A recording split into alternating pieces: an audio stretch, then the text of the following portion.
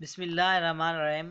9th class की chemistry में हमारे पास फंडामेंटल ऑफ द केमिस्ट्री का सेकंड लेक्चर है, जिसमें अब हम आज पढ़ेंगे ऑर्गेनिक केमिस्ट्री और इनऑर्गेनिक केमिस्ट्री के बारे में। ऑर्गेनिक केमिस्ट्री और इनऑर्गेनिक केमिस्ट्री। जी, ऑर्गेनिक केमिस्ट्री सबसे पहले नामियाती कीमिया, केमिस्ट्री की वो शाख जिसमें हाइड्रोकार्बन्स और उनके माखज़ का मुताला किया जाए।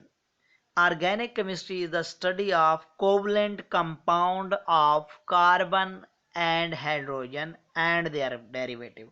यहाँ पर एक वर्ड इस्तेमाल हुआ है कोवलेंट। कोवलेंट कंपाउंड वो होते हैं जब दो एटम्स के दरमियान कोवलेंट बॉन्ड पाया जाए तो वो कोवलेंट कंपाउंड कहलाते हैं। अब कोवलेंट बॉन्ड कौन सी चीज़ है? कोवलेंट बॉन्ड ये है, हमारे पास हाइड्रोजन है, उसके एक इलेक्ट्रॉन जो मौजूद है, और इसी तरह क्लोरीन जिसके बैरूनी शेल में 7 इलेक्ट्रॉन मौजूद होते हैं, जो कि इलेक्ट्रॉनिक कन्फिग्रेशन आपने 7th क्लास में पढ़ी थी, 17 एलिमेंट की।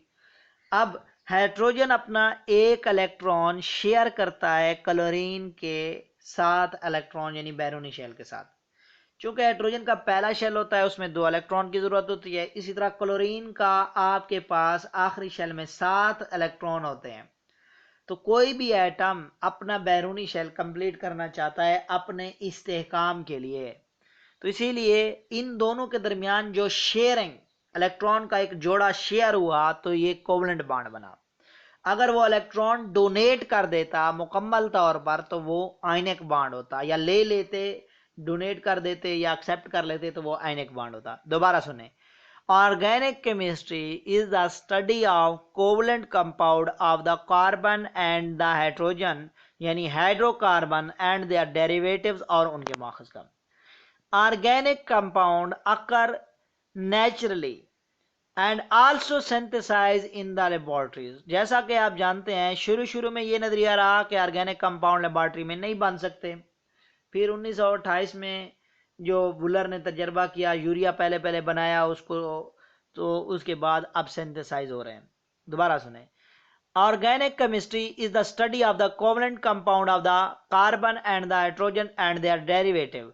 Organic compound occur naturally and are also synthesized in the laboratories. Organic chemistry determines the structures and properties of the naturally occurring as well as synthesized compound. Organic compound जो chemistry है, वो ये जो आपके पास synthesise organic compound या nature में occurring organic compound है, उनकी साख्त भी और खसाइस भी, खसूसियात भी, यानी स्ट्रक्चर भी और प्रॉपर्टीज के बारे में बताती है। The scope of this branch covers the petroleum, petrochemical and pharmaceutical industries, यानी आपकी दवा साज कंपनियां और पेट्रोलियम एंड गैस के जो आपके पास कंपनियां मौजूद है।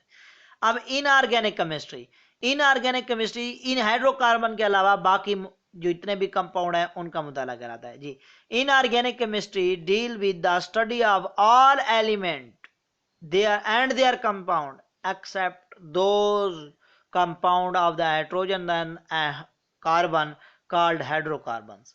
हाइड्रोकार्बन के अलावा बाकी तमाम हाइड्रोकार्बन और उनके डेरिवेटिव के अलावा बाकी तमाम एलिमेंट्स और कंपाउंड का मुताला इनऑर्गेनिक केमिस्ट्री में आता है।